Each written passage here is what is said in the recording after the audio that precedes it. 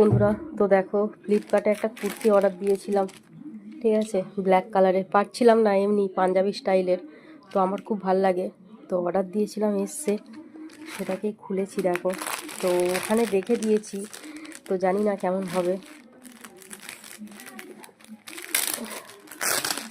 এটা তোমারই মতন হয়েছে।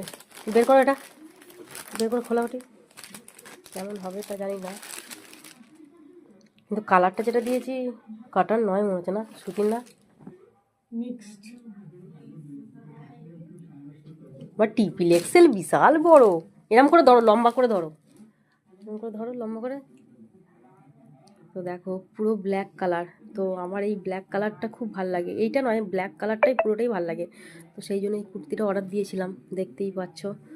তো পুরো কাটান না, পুরো মিক্স আছে। কিন্তু গরম আমার খুব ডাবল একটা এক্সেল হবে না। লাগে, বাট 3XL অর্ডার দিয়েছি। আসলে কেমন হবে না হবে সেই জন্য, কারণ এর আগেও একবার দিয়েছিলাম, তো প্রচণ্ড টাইট হয়ে গেছিলো, সেই জন্য এবারে বড়ই দিয়েছি।